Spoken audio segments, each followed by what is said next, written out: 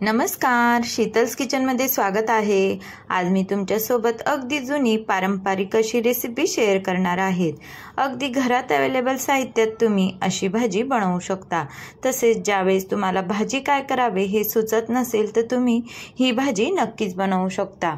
करायलाही सोपी आहे आणि खायलाही टेस्टी आहे आणि अगदी पारंपरिक अशी रेसिपी आहे। या भाजीला मुगाचं मेदगं असं म्हटलं जातं। गावरान रेसिपी आहे। गावाकडे बऱ्याचदा ही रेसिपी केली जाते। त्या रेसिपी बघण्याआधी चॅनलवर जर नवीन असाल तर चॅनलला लाईक करा, सबस्क्राईब करा आणि कमेंट्स करायला विसरू नका। मुगाचं मेदगं बनवण्यासाठी आपल्याला 1 वाटी मूग घ्यायचे आहे। ते स्वच्छ धुवून घ्यायचे आहे। त्यानंतर आपण या ठिकाणी मी मूग धुवून घेतलेले आहे। आपल्याला या ठिकाणी गरम पाणी घालायचं आहे। कुकरला आपण हे शिजवून घेणार आहोत। कुकरमध्ये मी घालून घेतलेले आहे। गरम पाणी घातले आहे जेणेकरून आपल्याला पटकन अशी भाजी करता येईल आणि हे मूग शिजायलाही जास्त टाइम लागणार नाही। यामध्ये आपल्याला चवीनुसार मीठ घालून घ्यायचं आहे आणि कुकरला 4 ते 5 शिट्ट्या करून घ्यायच्या आहे। कुकर होतो तोपर्यंत आपण भाजीसाठी लागणारं साहित्य बघून घेऊ। या ठिकाणी मिरची, खोबरं, लसूण, आलं, कढीपत्ता तसेच 1 मोठा कांदा आणि टोमॅटो बारीक काप करून घेतलेले आहे। मिरची, लसूण, आलं आणि खोबरं याचं मी वाटण करून घेतलेलं आहे। कढीपत्ताही मी यामध्ये घातलेला आहे। आता आपले मूग शिजले आहे का नाही ते एकदा चेक करून घेऊ। मूग आपल्याला एकदम मऊसर शिजले गेले पाहिजे आणि त्यानंतर आपल्याला पळीच्या साहाय्याने ते थोडेसे मॅश करून घ्यायचे आहे। जर तुमचे मूग थोडे कच्चे असेल तर तुम्ही कुकरच्या अजून 1-2 शिट्ट्या करून घ्या, पण आपल्याला मूग हे अगदी मऊसरच शिजलेले हवे आहेत। त्यानंतर कढईमध्ये आपण 3 ते 4 चमचे तेल घालून घेऊ आणि भाजीला आपण फोडणी करून घेऊ। तेल गरम झालं आहे। आता आपण यामध्ये मोहरी, जिरे, कढीपत्ता याची फोडणी करून घेत आहोत।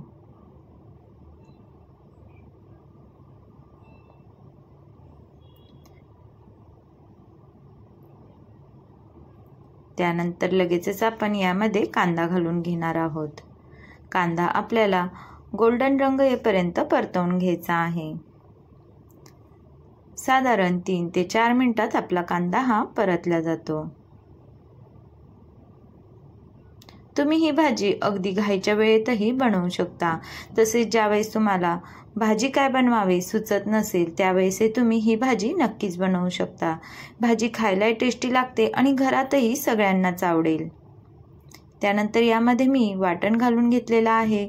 खोबरं, हिरवी मिरची, लसूण, आल्याचं जे वाटण केलं होतं ते आपण यामध्ये घातलं आहे। 2 मिनिटं परतवून घेतला आहे। त्यानंतर लगेचच आपण यामध्ये टोमॅटो घालून घेणार आहोत। टोमॅटो आपल्याला अगदी मऊसर होईपर्यंत परतवायचा आहे।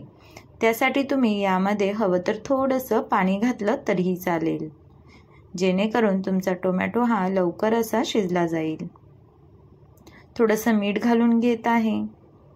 लक्षात ठेवा आपण मूग बॉईल करतानाही मीठ घातलेलं आहे, त्यामुळे या ठिकाणी आपल्याला अगदी थोडंसं मीठ वापरायचं आहे।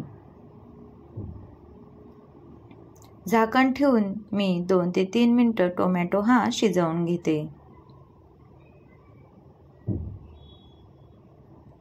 झाकण ठेवल्याने आपला टोमॅटो शिजायला मदत होते। बघा आपला टोमॅटो हा शिजलेला आहे।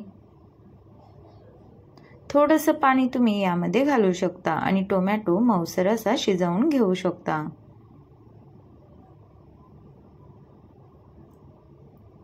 यामध्ये मी पाव चमचा हळद घालत आहे। तसेच लाल तिखट, यामध्ये आपण हिरवी मिरची ही दळलेली आहे, त्यामुळे तिखट तुम्ही तुमच्या चवीनुसार घाला। धना जिरा पावडर घातली आणि हे सर्व आपण व्यवस्थित असं मिक्स करून घेऊ। त्यानंतर आपण लगेचच यामध्ये आपले शिजवलेले मूग घालून घेणार आहोत। ही भाजी जास्त पातळ नसते, ही भाजी ही घट्टसरच असते, त्यामुळे या भाजीला मुगाचं मेदगं असं म्हटलं जातं। अगदी पारंपरिक रेसिपी आहे. गावाकडं तर ही आवर्जून केली जात असते.